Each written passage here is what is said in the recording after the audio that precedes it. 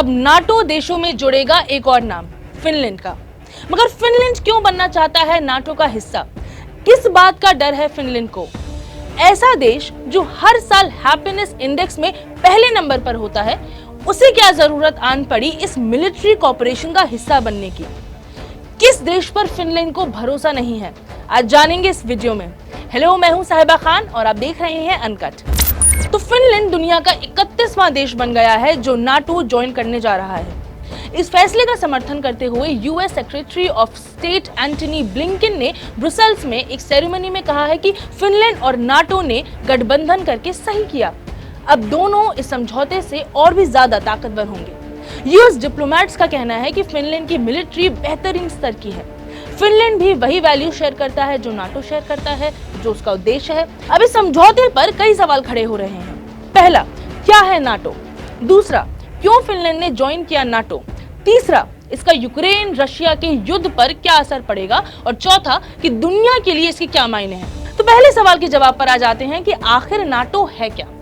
तो नाटो का गठन 1949 में अमेरिका, कनाडा और पश्चिमी यूरोपीय देशों के साथ साथ 12 देशों को मिलाकर के किया गया था। इसका मोटिव उद्देश्य था सोवियत संघ के खिलाफ एक ऐसी टुकड़ी, एक ऐसी टीम खड़ी करना जो वक्त आने पर एक दूसरे का साथ दे, खास करके मिलिट्री के लिहाज से। ये समझौता सभी के लिए रशिया के खिलाफ एक ढाल बनकर खड़ा होता। सुरक्षा सुनिश्चित करना था इन्हें। फिर यूएसएसआर के पतन के बाद कई और देश गठबंधन में शामिल हो गए और समूह और भी ज्यादा बड़ा हो गया। नाटो का मिशन है कि राजनीतिक और सैन्य शक्ति से अपने सदस्यों की स्वतंत्रता और सुरक्षा की गारंटी देना। मगर नाटो का सबसे बड़ा और जरूरी क्लॉज क्या है? वो है कि नाटो के एक भी सदस्य पर हमले को सहयोगियों द्वारा सभी पर हमला माना जाएगा और इस तरह के हमले की स्थिति में सदस्य अंतर्राष्ट्रीय शांति और सुरक्षा को बहाल करने और बनाए रखने के लिए कोई भी मेजर्स अपनाएंगे। अब दूसरे सवाल पर आ जाते हैं कि क्यों फिनलैंड ने नाटो ज्वाइन किया। दरअसल इसका जवाब है फिनलैंड की मॉस्को यानी कि रशिया के साथ इतिहास। 1939 में रशिया ने फिनलैंड पर हमला किया था। पिछले साल जब रशिया ने यूक्रेन पर आक्रमण किया, बस तभी से फिनलैंड को लगने लगा है कि उन्हें भी एक स्ट्रॉन्ग बैकिंग की जरूरत है, क्योंकि वो भी रशिया के साथ अपना बॉर्डर शेयर करते हैं और रशिया पहले भी उन पर हमला बोल चुका है। फिनलैंड में करीब 80% आबादी चाहती है कि वो नाटो का हिस्सा बने। फिनलैंड ने पिछले साल मई में स्वीडन के साथ साथ नाटो के सामने उन्हें ज्वाइन करने का प्रस्ताव रखा था। तब भी रशिया ने उन्हें ऐसा ना करने की चेतावनी दी थी। फिर भी स्वीडन और फिनलैंड ने जिद नहीं छोड़ी और इस साल फाइनली फिनलैंड नाटो में सम्मिलित हो ही गया। रही बात स्वीडन की, तो उसे क्यों नाटो की मेंबरशिप अभी तक नहीं मिली है, वो अपने आप में ही एक बड़ा एक्सप्लेनर है। मगर इन नटशेल मैं आपको बता देती हूँ कि टर्की, जो खुद नाटो का हिस्सा है, वो नहीं चाहता है कि स्वीडन नाटो की सदस्यता हासिल करे। अब इस पर एक एक्सप्लेनर किसी दिन करेंगे। फिलहाल फिनलैंड की ही बात करते हैं। अब बताते हैं कि क्यों फिनलैंड की नाटो सदस्यता इतनी अहम है या फिर इतनी बड़ी भूमिका निभाती है और क्या भूमिका निभाती है। दरअसल सब कुछ काफी स्ट्रेटेजिक है।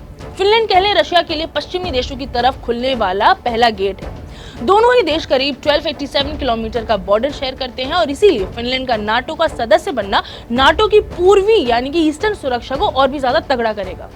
वैसे तो फिनलैंड ने कहा है कि उसे अभी के लिए नाटो की फोर्सेस की जरूरत नहीं है उस 1287 किलोमीटर के बॉर्डर पे जो रशिया के साथ शेयर करता है, मगर कभी भी उसे सुरक्षा या किसी और यानी कि स्ट्रेटेजिक या फिर ज्योग्राफिकल चीजों के लिहाज से उसे नाटो की सेना की जरूरत पड़ गई उस लंबे चौड़े बॉर्डर पर, तो प्रॉब्लम यह है रशिया के लिए, ये खतरे की घंटी होगी रशिया के लिए, क्योंकि उसका जो बॉर्डर है उसका एक्सेस सारे इन पावर्स को, नाटो पावर्स को मिल जाएगा। जब पुतिन ने यूक्रेन पर हमला बोला था तब भी यही वजह दी थी कि अगर यूक्रेन नाटो में शामिल हुआ तो पश्चिमी देशों को रशिया के बॉर्डर पर पहरा देने का एक और बहाना मिल जाएगा, जो कि उसकी सिक्योरिटी यानी कि रशिया की सिक्योरिटी के लिहाज से बहुत खतरनाक होगा। अब फिनलैंड के केस में फिर वही हुआ। फिनलैंड के दक्षिण में भी एस्टोनिया के कुछ बाल्टिक देश हैं जिन्हें सालों से रशिया के इन्वेजन यानी आक्रमण की फिक्र सता रही है। वो देश भी फिनलैंड के नाटो में सम्मिलित हो जाने से बेफिक्र हो सकते हैं। मगर पुतिन का भी डर सही है। पुतिन नहीं चाहते कि पश्चिमी देश उनके बॉर्डर के ज्यादा करीब आए, क्योंकि वो कई हैं और रशिया अकेला। ये पूरा खेल डर और डराने का है, मगर कभी कभार ऐसे खेलों में ही खेला हो जाता है। देखना होगा कि अब रशिया इस पर क्या टिप्पणी देता है, क्या बयानबाजी देता है। मगर ऐसी ही बड़ी खबरों के बड़े बड़े छोटे छोटे एनालिसिस सुनने के लिए, देखने के लिए देखते रहें अनकट। मैं हूं साहिबा खान, मुझे दे इजाजत, नमस्कार।